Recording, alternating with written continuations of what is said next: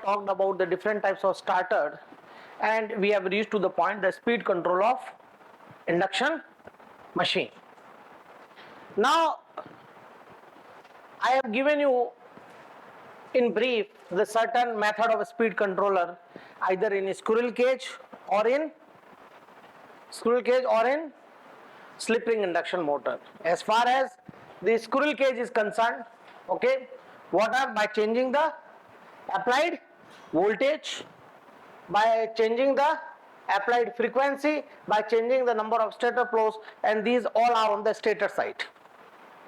There are two parts, major part, stator and the rotor. Okay, so on the stator side, if we can change the applied voltage, on the stator side, if we can change the applied frequency, on the stator side, if we can change the stator poles, we can control the speed of the induction motor. Then we can have also produce this change or control from rotor side. Okay, how it is possible? By inserting rheostat. By inserting rheostats on the rotor side, or by operating two motor in cascade, and third by injecting EMF in the circuit. These are the different methods. Now let us talk about how we can change the applied voltage. Okay, on the stator side, we are applying voltage on which side? On stator side. Is it clear? So if you remember, then you might have if you talk on rotor side simply, then you will find that this torque so is proportional to S E2 square upon what is there, R2 upon R2 square plus X2 square. Do you remember this? Okay, what is R2? Okay, at that time I have taken into consideration stator also. But I have already told you that in some books the analysis is being done completely on the rotor side only. So if you do analysis on the rotor side, then torque so produced is proportional to slip multiplied by standstill EMF in the rotor resistance. You can make it RR also, or you can make it R2 also. Is it clear? R2 plus X. This is clear or not? So what conclusion you are getting?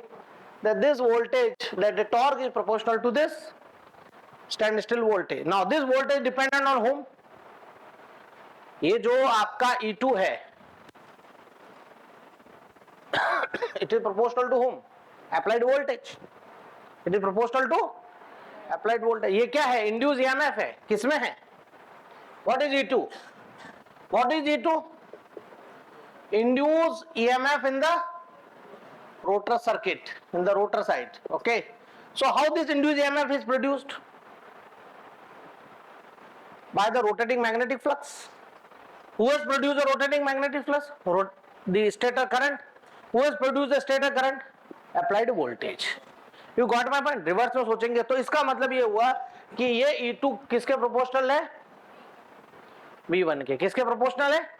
V1 के. इस तो means जो torque है, that is also proportional to V1 square. Is it clear or not? Okay, so this factor is clear, that the torque is proportional to voltage, applied voltage, and that also in square forms. Is it clear? So if I change the voltage, will torque will change? Definitely it will change. अगर मैं torque को change, अगर मैं voltage को applied voltage से दूंगा तो torque, motor की जो घूर्णन शक्ति है वो चेंज होगी. घूर्णन बल है वो चेंज होगा. और घूर्णन बल चेंज होगा तो क्या होगा? स्पीड चेंज होगी. Is it clear? तो मैं अगर वोल्टेज को कम करूंगा तो स्पीड क्या हो जाएगी? कम हो जाएगी. मैं वोल्टेज को ज्यादा करूंगा तो स्पीड क्या हो जाएगी? ज्यादा हो जाएगी. इसका मतलब अप्लाइड वोल्टेज एक हमारा सबसे बड़ा हथियार है जिसके तहत हम स्पीड को चेंज कर सकते हैं, और स्पीड को चेंज करना मतलब स्पीड को कंट्रोल कर सकते हैं. Is it clear? So whenever you write in the copy, okay, you will always write in a mathematical way. First write down by changing applied voltage. Then write this formula. We know that the torque is proportional to this. Also, we know that E2 is proportional to applied voltage, and therefore this you substitute this, you will get further simplification has been made. This as x square, yes, is less than R2, is less than what this has, even square. Clear? So this term can be neglected for all practical purpose.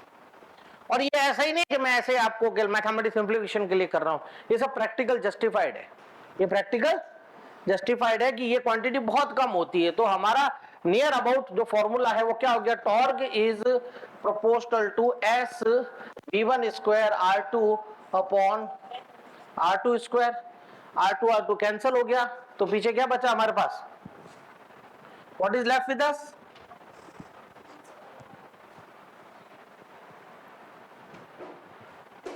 is it clear? If this is constant, okay, then what you will find, torque is proportional to s, torque is proportional to s v1 square. Do you agree or not? Clear?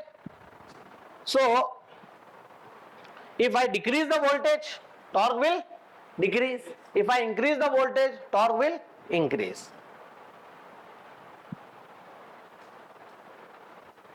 Though now advantage is that you have to just use an auto transformer. आपने किया था auto transformer का use पहले, three phase auto transformer का, आपने three phase auto transformer का use किया था पहले, कब किया था, आपने किया था थ्री फेज ऑटो ट्रांसफॉर्मर का, लेकिन पढ़ा किस में था, अभी आपने ड्यूअल स्टार्टर में पढ़ा था कि हम वोल्टेज को कम करके पहले मोटर को रन करेंगे, तो मोटर स्लो स्पीड में रन होगी, करंट भी कम होगा, और फिर उसके बाद जैसे ही मोटर पिकअप करेगी हम वोल्टेज को वापस बढ़ा देंगे. Is it clear? The same method is being used, a three phase auto transformer. What you will use? A three phase auto transformer, you can use it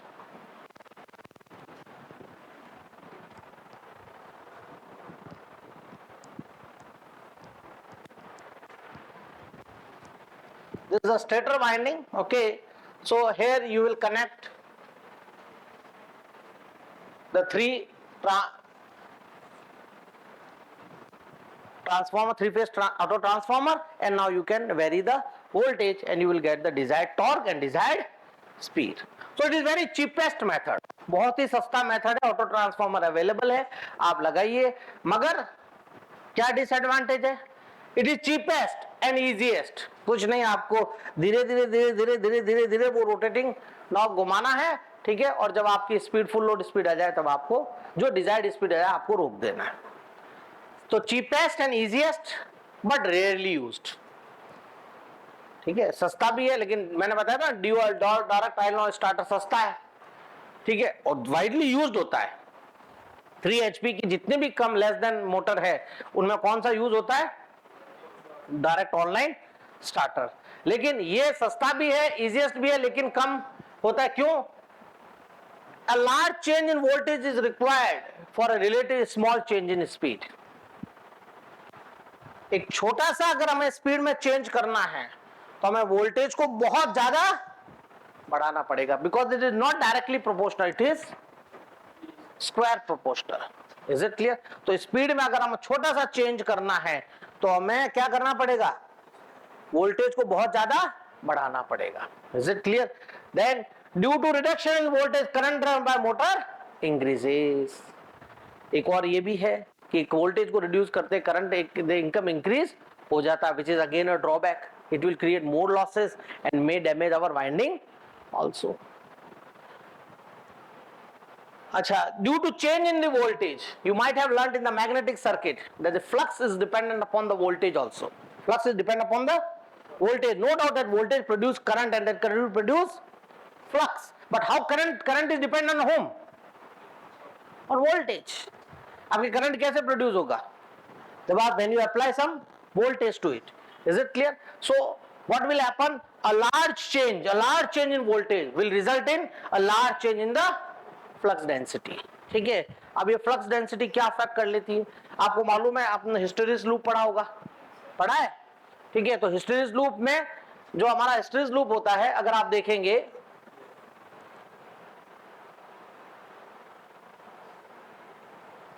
ये इसका एक वन पार्ट है, क्वार्टर है, ठीक है।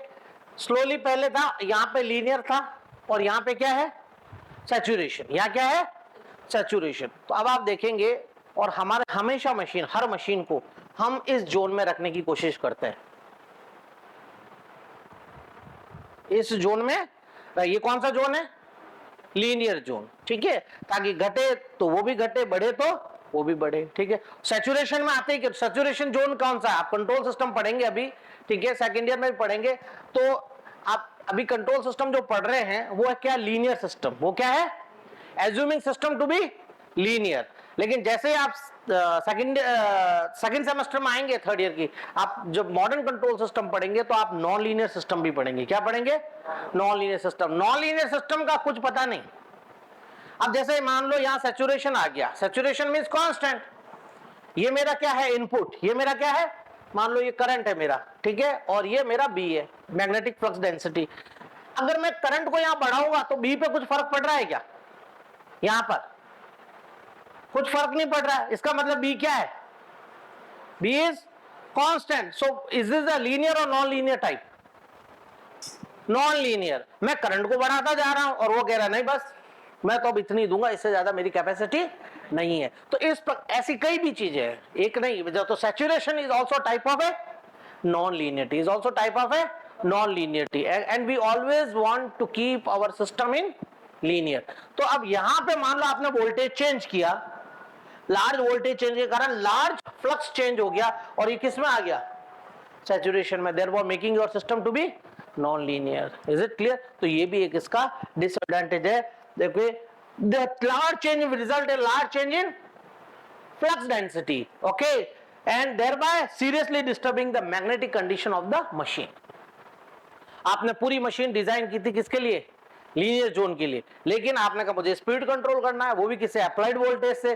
आपने कुछ लार्ज चेंज किया, स्पीड को स्लाइट स्पीड चेंज किया, लार्ज वोल्टेज चेंज किया, आपकी स्पीड तो चेंज हो गई, लेकिन वहां क्या हुआ, मैग्नेटिक फ्लक्स किसमें चला गया, उसमें भी लार्ज चेंज है और वो सैचुरेशन में चला गया, thereby making the system to be non linear. अरे समझ में आया कि नहीं आया। So these are the disadvantage, these are the disadvantage of an of a method which utilizes applied voltage to control the speed. अरे समझ में आया कि नहीं आया, ठीक है। तो आप जब एग्जाम में लिखे, देखिए, this should be in bold letters, this mathematics should be there, and then you mention it advantage, advantage is cheapest and easiest, and disadvantage this. So अगर आपसे पूछे what are the different methods of controlling the speed of an induction motor, you will say first method is change in the applied voltage on the stator side, its mathematics is this much, okay, its advantage is this much, and this is its disadvantage. ये short note में भी पूछे जा सकता है। तो और एक बात ध्यान रखिए कि हमेशा पॉइंट टू पॉइंट लिखिए, ज्यादा रामायण लिखने पे, ठीक है, एग्जामिनर भी इरिटेट हो जाता है। You are being technical student, so always write the point to point, and the main focus point should be in bold letters, उसको दिखे एग्जामिनर को, हाँ इसको ये मालूम है, अप्लाइड वोल्टेज टी को बड़ा कीजिए प्रोपोर्शनल टू V1 स्क्वायर, तो उसको मालूम पड़ा, इक्वेशन इसको भी आती है। You got my point. हम क्या कर रहे हैं, कीड़े मकोड़ों की तरह लिख रहे हैं, ठीक है, छोटा से छोटा टी, ताकि कम से कम पेज यूज हो, और उसको भी ऐसे आर्टिकुलेट फॉर्म में अंग बना के, वो टी ए के, वी ए के, सी ए, कुछ मालूम नहीं पड़ता। Is it clear. ये मैं कुछ आपको टिप्स बता रहा हूं, no doubt hard work is required, but how to impress the examiner. Ultimately कौन देने, मार्क्स देने वाला कौन है, एग्जामिनर। तो और आज today everyone is busy, so when he will look, oh yes, torque proportional to V1 square, E2 square, oh then he say V1 square, okay good. First impression is the, ये दिमाग में आपने अगर चीजें set कर दी, definitely you will get the marks. लेकिन आपको मालूम ही नहीं है तो फिर क्या लिख के आओगे, क्लास में ही नहीं आ रहे हो, ठीक है, फिर क्या लिख के आओगे। Next is by changing the applied frequency. हम एक एक पॉइंट ले रहे हैं, पहला क्या लिया था अप्लाइड, दूसरा फ्रीक्वेंसी। अब फ्रीक्वेंसी से क्या फर्क पड़ेगा, फ्रीक्वेंसी में तो कौन सी अप्लाइड फ्रीक्वेंसी, इन जनरल हम कौन सी देते हैं, in India we provide which type of frequency supply, 50 years, how much it is, 50 years, no doubt during the most of the case for our industrial application we directly, yes, 50 years is 50 years is there. But if you want to control the speed, you can change the frequency, you can change the frequency. So how, what is the mathematics behind it? We know that the synchronous speed is given by how much, ns is given by how much,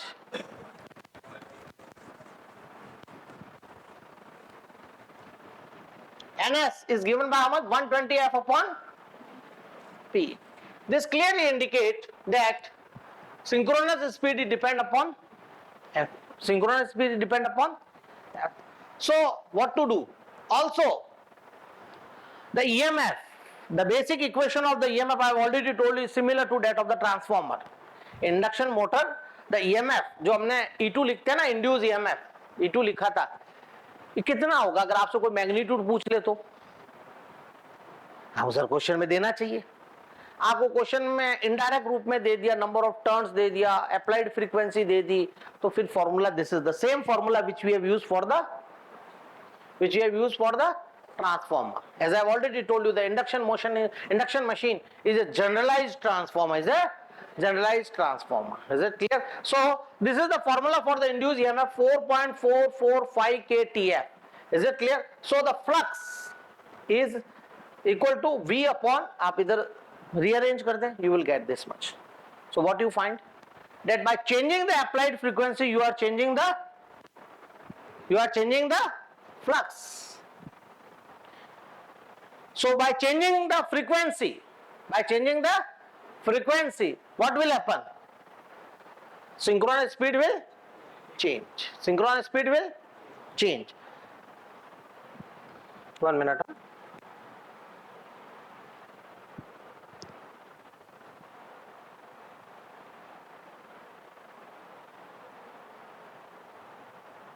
अब इसमें एक तकलीफ आ जाती है, बहुत आसान हमने कह दिया सिंक्रोनस स्पीड को चेंज कर दो, तो सिंक्रोनस स्पीड से आपके आगे रोटर स्पीड भी चेंज हो जाएगी और हमें डिजायर्ड स्पीड ऑब्टेन कर सकते हैं। लेकिन इसमें एक बहुत बड़ी प्रॉब्लम है, ठीक है, कि अकेले फ्रीक्वेंसी को हम चेंज नहीं कर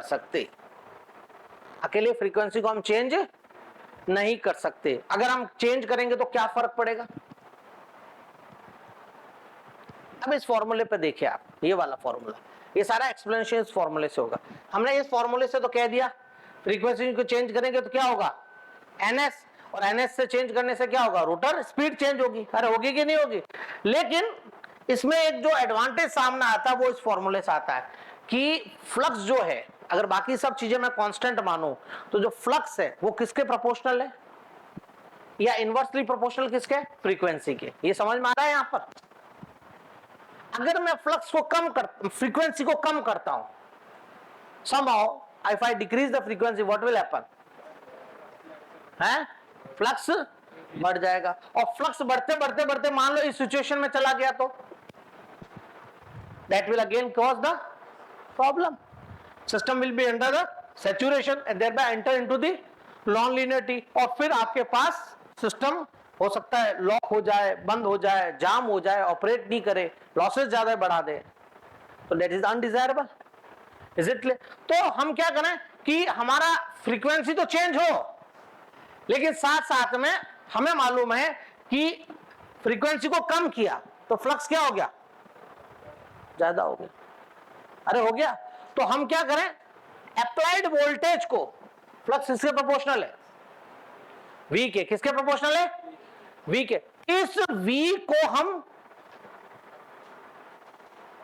ज्यादा कर दें, इस V को, अरे V तो फ्लक्स के किसके है, प्रोपोर्शनल में, और F क्या है, तो फ्रीक्वेंसी को कम किया तो फ्लक्स क्या ज्यादा हो गया, तो अब हम V को क्या करें, V को भी कम करें ताकि फ्लक्स हमारा कांस्टेंट हो जाए, फ्लक्स क्या हो जाए, हमारा कांस्टेंट। इसलिए ये जो फ्रीक्वेंसी का मेथड है इसको हम कहते हैं V/F method, what we told as a Simultaneously, if you are changing the frequency, you have to change the voltage so that V by F remain constant. V by F remain constant से क्या होगा? V by F से क्या होगा? Flux will remain constant. हमने machine को मान लो 0.5 weber पर मीटर स्क्वायर के लिए डिजाइन किया. किसके लिए? 0.5 वेबर के लिए. किसके लिए? 0. अब जैसे ही हमने फ्रीक्वेंसी कम की, फ्लक्स एकदम हो गया 3 वेबर. कितना हो गया? 3 weber. Is it desirable? It is not desirable. It has come into saturation region. तो उसी समय हम क्या करेंगे? वोल्टेज को भी डिक्रीज कर देंगे ताकि फ्लक्स वोल्टेज इफेक्ट से भी उतना ही 0.5 आ जाए. तो फ्रीक्वेंसी को हमने घटा दिया लेकिन साथ में वोल्टेज को भी घटा दिया, तो V by F remain constant और फ्लक्स रिमेन कांस्टेंट. इसलिए the change by changing the applied frequency method is also known as V by F constant method. अरे समझ में आया क्या? तो कोई मान लो एग्जाम में क्वेश्चन पूछ लिया, explain the V by F method of speed control induction motor. अब आपको सर ये तो हमने पढ़ा ही नहीं. वही मेथड है, वो चेंजिंग द अप्लाइड फ्रीक्वेंसी. तो दोनों मेथड समझ में आ गए कि नहीं आ गए आपको? कौन कौन से? पहला by changing the applied voltage and by changing the frequency, supply frequency, और also known as V by F constant is equal to constant method. समझ में आया कि नहीं? तो ये ऐसे देखो,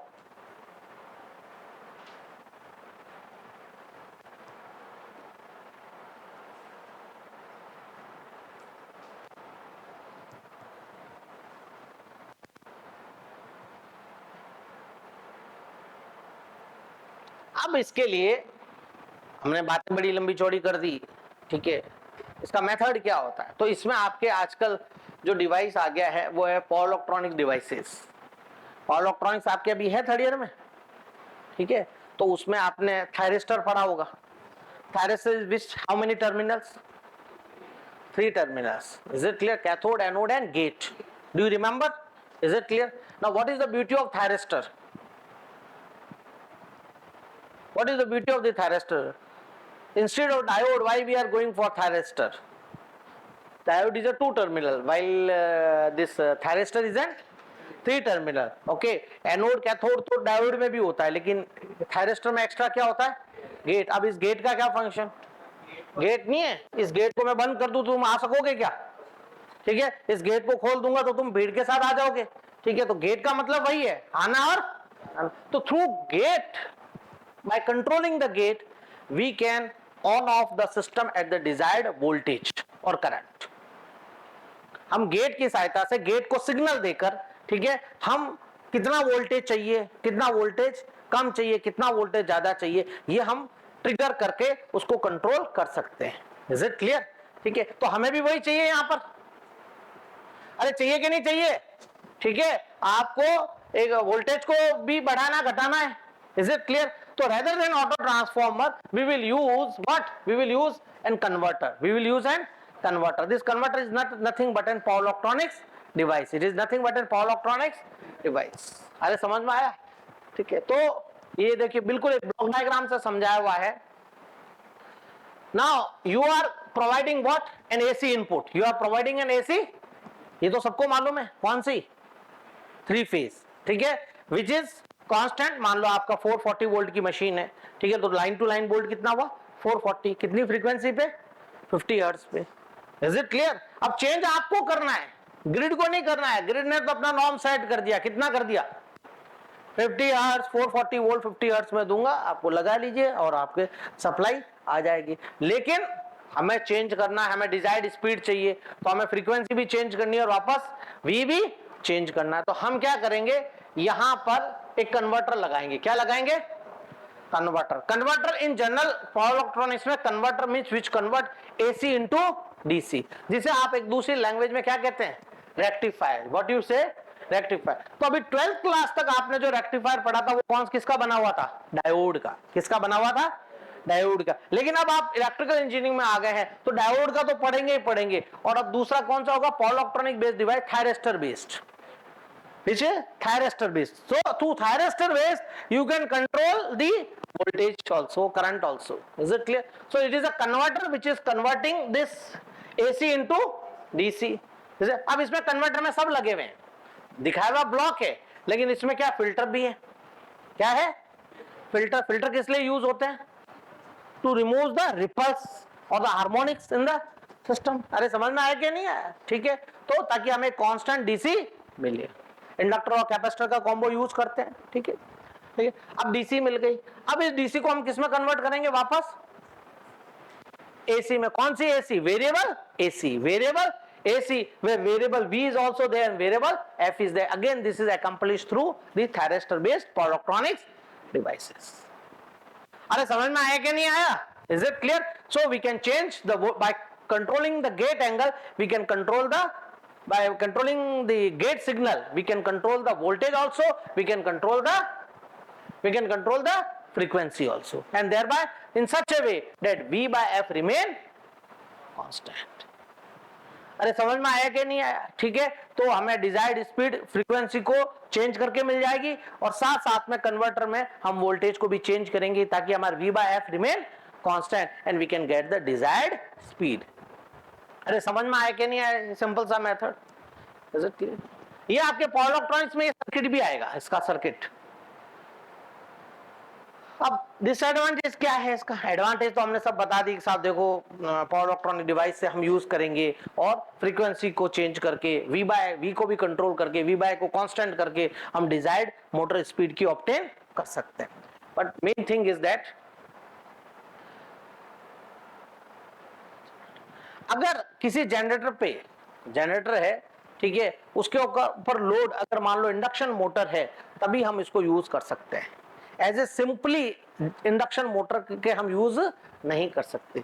अगर किसी जनरेटर के साथ में अगर कोई इंडक्शन मोटर लगी हुई है, तभी हम V by F का ये कंट्रोल यूज कर सकते हैं।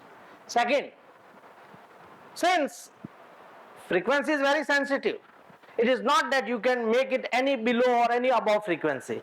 Is it clear? It has limitation. So the range for changing the frequency or changing the applied voltage is limited to you. आप ऐसा नहीं है कि वोल्टेज को कम करें और सीधा 440 की जगह आप 20 वोल्ट कर दें। Is it clear? ऐसा नहीं है। आपको वोल्टेज भी अगर कम करना है तो विद इन 440 से आप 400 तक जा सकते हैं, 390 तक जा सकते हैं। ऐसा नहीं है कि 50 कर दे, 60 कर दे, 70 कर दे। Is it clear? अगर 50-60 करेंगे तो मोटर रन ही नहीं होगी। Hence the range of changing the voltage and frequency is limited. Is it? So range is limited, so speed control is also limited. अगर ज्यादा फ्रीक्वेंसी कम कर दी, ज्यादा वोल्टेज कम कर दिया, तो मालूम पड़ा मोटर ही रन नहीं कर रही है, फिर इतना बड़ा डिवाइस लगाने की जरूरत कहां है? So this is the second limitation. Third is that the same supply आपके लिए उसके लिए एक आइसोलेटेड सप्लाई रखनी पड़ेगी। You have to keep an isolated supply for that motor. Why? Because that may reflect, that may have the effect on the adjoining appliances connected to it. आप अपना supply change कर रहे हो, उसका reflection दूसरों पे पड़ा, ट्यूबलाइट पे पड़ा, बल्ब पे पड़ा, आपको ये क्या हो गया? वो बेचारों को वोल्टेज नहीं मिला, वो सब फ्लिकर हो गए, वो या फ्लिकरिंग करने लग गए, या बिल्कुल डिम हो गए, या बंदी हो गए, या आपने ज्यादा किया तो एकदम ज्यादा से आपकी ट्यूबलाइट फूट गई, बल्ब फूट गया, आपको ये क्या हो गया? Is it clear? So an isolated supply is required in order to process this method. So these तो isolated, अब फिर ऊपर से एक और खर्चा करो। हमारा तो क्या है, सॉकेट लगा दिया, इसी से मिक्सी चल जाए, इसी से ओवन चल जाए, इसी से सब कुछ चल जाए। अब ये थोड़ी नहीं, इसके लिए अलग। हालांकि घरों में आजकल एसी लगाते हैं कि नहीं लगाते हैं? लगाते, हवा खाई होगी एसी की। Is it clear? कहीं ना खाई होगी। तो एसी के लिए एक सबसे बड़ा हमारा इंपॉर्टेंट चीज है, आइसोलेशन से याद आया कि जब भी घर में एसी लगवाएं, ठीक है, तो जो एसी का जो वायर है वो एग्जिस्टिंग सॉकेट से नहीं कनेक्ट करें। जैसे मैं आपको यहाँ पावर सॉकेट मिल गया यहाँ पे सपोज, इज इट क्लियर? आपने क्या किया, चलो इससे कनेक्ट कर देते हैं, यहाँ लगा दिया। अब इस सॉकेट से क्या क्या कनेक्टेड है? ये फैन भी कनेक्टेड है, ये ट्यूबलाइट भी कनेक्टेड है।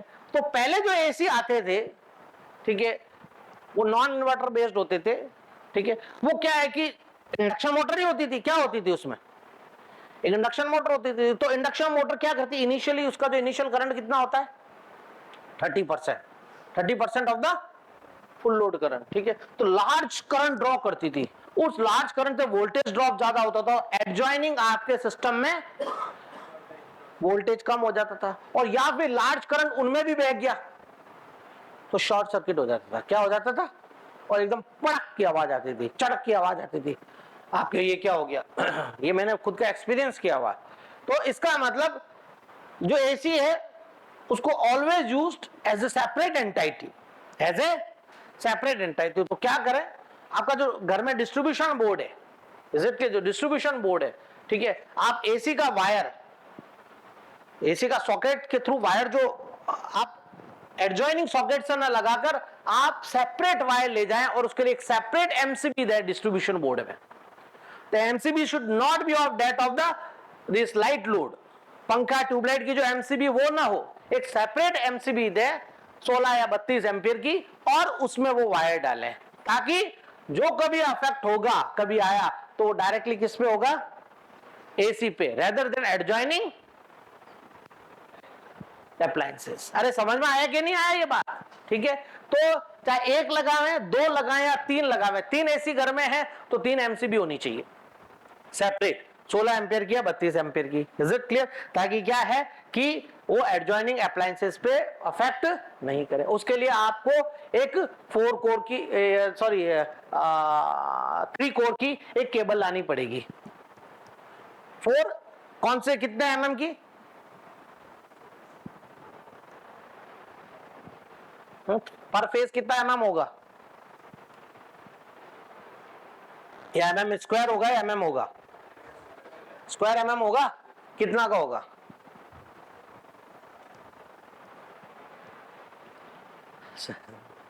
अपने दुकानदार किस लिए बैठे हैं, वो आराम से बता देंगे, हम लेकर आ जाएंगे। इज इट क्लियर, नहीं, it will be 4 square MM, it will be 4 square MM. Is it clear, geyser के लिए 2.5 का करते हैं और एसी के लिए 4 स्क्वायर एमएम। एसी का कभी वोल्टेज देखा कितना होता, कितना पावर होता है, पावर, हवा खाई कि नहीं खाई एसी की, सर हवा खाने से मतलब है कि सर है ना, आम खाने से मतलब है कि गुटलियां गिनने से।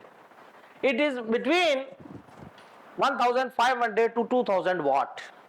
इज इट क्लियर, तो आप पावर देख लिए कितना हाई पावर है, तो करंट भी ज्यादा ड्रॉ करेगा।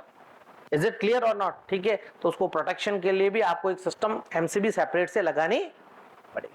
आपका ये पंखा जो चल रहा है ये कितने वॉट का है, 75, ठीक है। ये ट्यूबलाइट कितने वॉट की है, क्या 36, कुछ भी, ये एलईडी ट्यूबलाइट है, हाँ देसी ट्यूबलाइट नहीं, 18 वॉट या 12 वॉट 9 वॉट या 18 वॉट की है। इज इट क्लियर, तो ये हम ट्यूबलाइट इसीलिए लगाते हैं, ठीक है, एलईडी ट्यूबलाइट, ताकि हमारा एनर्जी कंजप्शन मिनिमम हो और उतनी हमें ल्यूमिनिसिटी मिल सके। इज इट क्लियर और नॉट क्लियर। अब तीसरा आता है by changing the number of stator poles. तो हर मेथड का एडवांटेज है और हर मेथड का एक डिसएडवांटेज, आपको वो चीज याद रखनी है, समझनी है। बाकी टिप्स पे है, by changing the supply voltage, by changing the number of poles, by changing the applied frequency on the stator side. On the rotor side similarly by injecting rotor inside circuit, by using rheostat and all this. Clear? अब आते हैं हमारा तीसरा method, वो क्या कहलाता है, by changing number of stator poles. By changing number of, अब stator poles को कैसे चेंज करें, is it clear? So stator poles in general this is also limited. आप ऐसा नहीं है कि पोल्स तो बड़े भारी भारी होते हैं, और पोल्स इसमें बनते हैं, हम वो मैग्नेटिक पोल्स नहीं लगाते, वाइंडिंग को इस कॉन्फ़िगरेशन में कनेक्ट करते हैं कि आपकी 2 पोल मशीन बनती है या 4 पोल बनती है या 6 पोल बनती है, ठीक है। तो अब उस वाइंडिंग को इस प्रकार कनेक्ट करना है, इज इट क्लियर, कि या तो वो 2 पोल में चले या 4 पोल में चले। तो you can have 2 option, either 4 pole और 6 पोल, मतलब 2 ही ऑप्शन हो सकता है, या 6 पोल और 8 पोल। इज इट क्लियर, तो इससे ही आपको समझ में आ गया इसका लिमिटेशन। भाई आपने 3 वाइंडिंग लाई, ठीक है, उस वाइंडिंग को अरेंजमेंट इस प्रकार करते हैं, वाइंडिंग डिजाइन इस प्रकार करते हैं कि वो एक पर्टिकुलर पोल्स का कॉन्फ़िगरेशन बन जाता है मशीन के अंदर, स्टेटर के ऊपर। Either it can be 2 pole, either it can be 4 pole, और इट कैन बी 6 पोल, और 8 पोल और 10 pole as per your required no load speed. ठीक है, अब मेरे पास वाइंडिंग्स आ गई, उस वाइंडिंग से मैं एक स्विच की तरह कंट्रोल कर सकता हूं। स्विच या तो इधर होगा या स्विच इधर होगा। जब स्विच इधर है तो मान लो सपोज आपकी 4 पोल हो गई, ठीक है, और स्विच इधर करके मैं ज्यादा से ज्यादा क्या कर सकता हूं, या तो 2 पोल कर दूं या 6 पोल कर दूं। तो मेरे पास केवल कितने रहेंगे, 2 ऑप्शन। कितने रहेंगे, 2 ऑप्शन। 8 10 हो सकता है, 8 6 हो सकता है, 2 4 हो सकता है, 4 6 हो सकता है। तो 2 ऑप्शन रहे, तो यही लिमिटेशन आ गई कि नहीं आ गई आपके पास। Is it clear? और फिर महंगा भी बहुत है, पूरी वाइंडिंग मुझे एक्स्ट्रा लगानी पड़ेगी। कब, 2 ही ऑप्शन है, महंगा भी बहुत है, hence it is rarely used. It is rarely used, but this is also one of the method of changing the poles of the system. You got my point? So connections of the stator winding are changed with the help of a switch. Poles कहां बनेंगे, induction machine में poles कहां बनते हैं, हम magnetic poles नहीं लगाते, लेकिन स्टेटर वाइंडिंग को सप्लाई देते हैं, उस सप्लाई से पोल्स बनते हैं। किसमें, स्टेटर वाइंडिंग में। ठीक है, तो हमने क्या किया, एक स्विच की सहायता से इसके कनेक्शन चेंज करेंगे। किसके किसके किसके, स्टेटर वाइंडिंग के। तो उसको चेंज करने से क्या होगा, तो हमारा स्विच होता है 2 पोल, 2 थ्रो होता है, डबल थ्रो हो सकता है, क्या डबल थ्रो हो सकता है, एक थ्रो में मान लो 4 पोल और दूसरे थ्रो में 6 पोल। अरे समझ में आया कि नहीं आया? Is it clear? तो simple in this method connection of the stator windings are simple due to this number of can be change in the ratio 2:1. The number of the poles can be changed in the ratio 2:1. अरे समझ में आया कि नहीं आया? ठीक है, hence either of the 2 synchronous speed can be selected. 2 speed या synchronous speed ऑब्टेन हो सकती है। मान लो 2 है तो कितनी ऑब्टेन होगी, 3000। Is it clear? मान लो 2 पोल है तो कितनी होगी, 3000। और दूसरा मान लो दूसरा स्विचिंग से हमने 4 कर दिया, कितना कर दिया, 4 कर दिया, तो कितनी ऑब्टेन होगी, 1500। तो हमारे पास केवल 2 सिंक्रोनस स्पीड है, 3000 and 1500। Is it clear? So again limitation आपको समझ में आ गई। Wide variety of the speed can not be change, wide variety of the speed can not be change with the help of this method. Okay, so you can see this is the diagram. Okay, in this is the how that's how the south north poles are being formed and the windings are being taken out. Okay, and by switching process we can make it either 2 or 4 pole or 6 pole, 6 pole or 8 pole or 6 pole or 4 pole like this. Clear?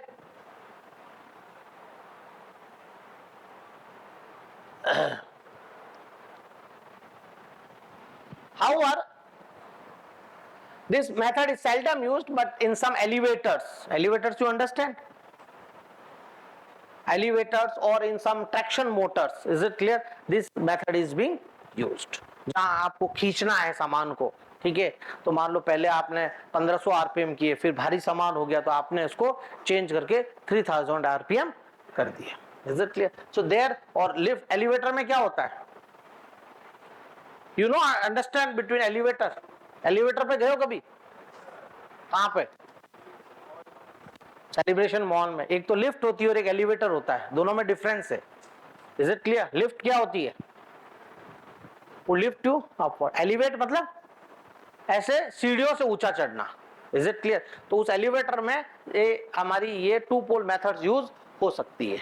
Is it clear? कभी मान लो कम लोग हुए तो कम speed, ज्यादा लोग हुए तो ज्यादा स्पीड, तो वहां केवल 2 स्पीड का ही हिसाब किताब है, 1500 या 3000 या 3000 या 1500 या 750, इस प्रकार का चाहिए। बढ़ा रहे हैं ना हम, लोड ज्यादा हो गया भाई, अल्टीमेटली जो रोटर स्पीड है, आप देखिए समझना, ये रोटर स्पीड है, किसमें होगी, रोटर में। रोटर अपना पावर कहां से पाएगा, स्टेटर में। और रोटर स्पीड किस पे डिपेंड है, सिंक्रोनस स्पीड पे। किस पे डिपेंड है, सिंक्रोनस। रोटर पे कुछ दबाव आता है, आप रिवर्स में, आप अपने तरफ से सोच रहे हैं। मैं किस पे खड़ा हूं? रोटर पे। किस पे खड़ा हूं?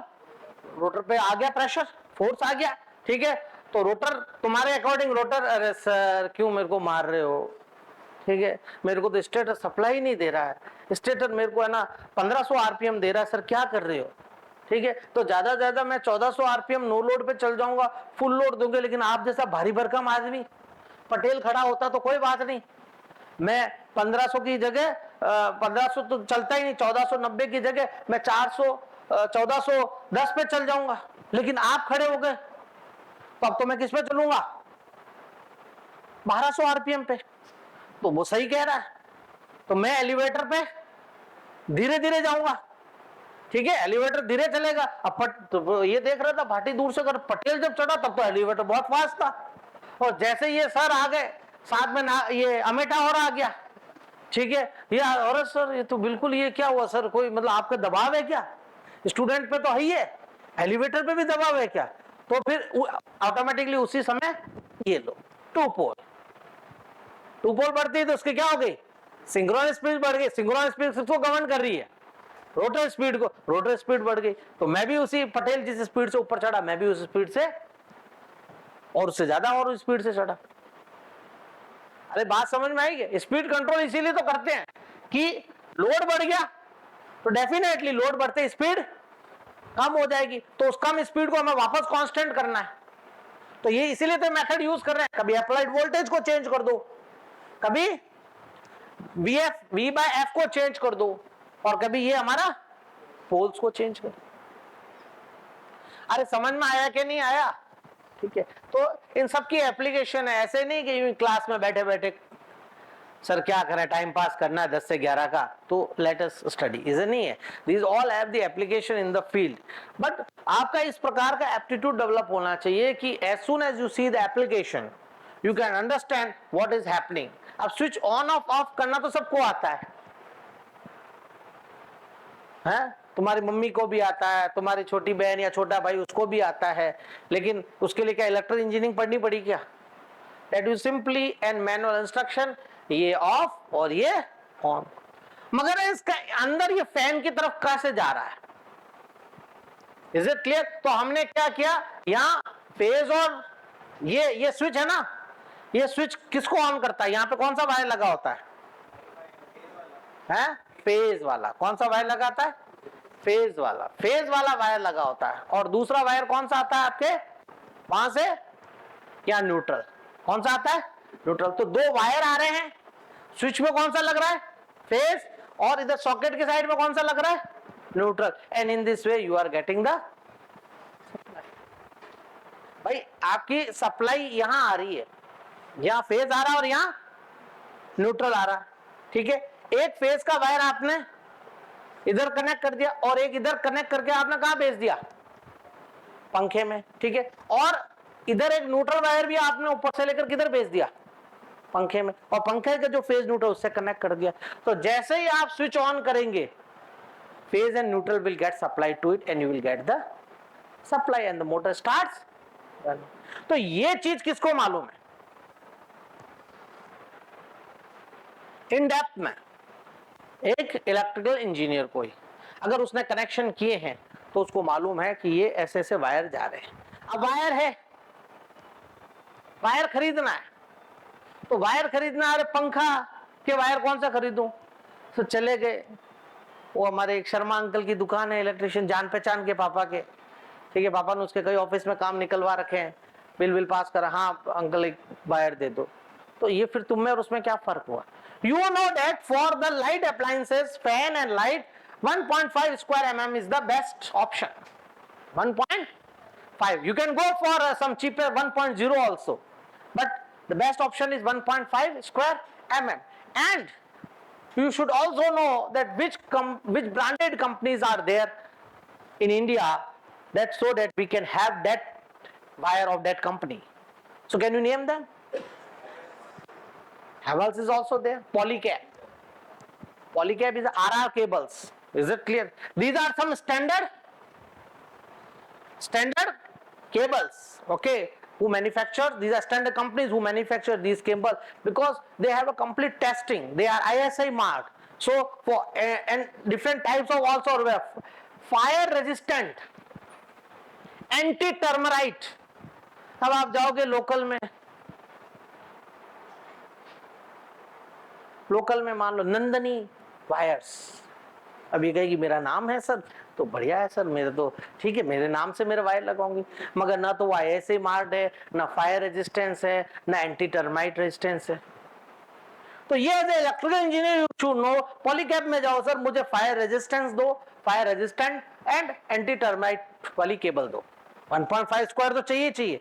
ऐसे मार्क भी होगी, और उसके आप देख सकते हैं उस केबल के ऊपर लिखा होगा 1.5 square mm. You got my point?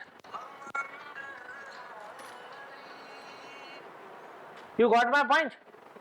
So if you don't know this, वो कुछ भी पकड़ा देगा आपको, दबे केबल्स पकड़ा देगा जो ना तो ऐसे मार्क्ड है, ना आपके फायर रेजिस्टेंस है, ना एंटी टर्माइट है, लेकिन फिर भी मेरे नाम से चल इलेक्ट्रिकल पढ़ा रहे हैं तो खरीद लेते हैं. फिर रोगे, सस्ता रोए बार बार, महंगा रोए एक बार, और एक बार भी बहुत लंबे देर समय बाद. घर में कभी आपने अगर बचपन में आपके पंखे लगे होंगे तो शायद आपने चेंज करते हुए भी नहीं देखे होंगे. जो भी अगर बजाज के, क्रॉम्पटन के, आपने ओरिएंट के अगर पंखे लगाए होंगे तो आपने चेंज करते ही नहीं देखे, चल रहे हैं. जबकि तो वारंटी कितने साल की देता है? 1-2 साल की देता है, लेकिन 15-20 साल से चल रहे हैं. Is it clear? ज्यादा उसमें क्या खराब होता था पहले में? Capacitor bank. Is it clear? जो कैपेसिटर होता था वो चेंज कर दो बस. So means branded has its own value. वो पूरे प्रोसेस, टेस्टिंग प्रोसेस से गुजरते हैं. तो जो केबल्स भी हैं, अब हमने केबल लगा दी, आजकल वो दीवारों के अंदर और लगाने की है ताकि डेकोरेशन हो और दिखे नहीं. अब मान लो आपके शॉर्ट सर्किट हो गई, फिर वापस उसको ये बोर्ड हटेगा, फिर वो नीचे से खींचेगा, फिर लगाएगा, फिर कहेगा सर ये तो प्रॉब्लम हो गई, अंदर फंस रहा है, तो फिर आप वापस बाहर से लगाओगे. इसलिए एक बार चीज ऐसे खरीदो जो आपको 15-20-25 साल तक आपको कहीं इधर उधर देखना ना पड़े. अरे समझ में आया कि नहीं आया? So in the next class we will talk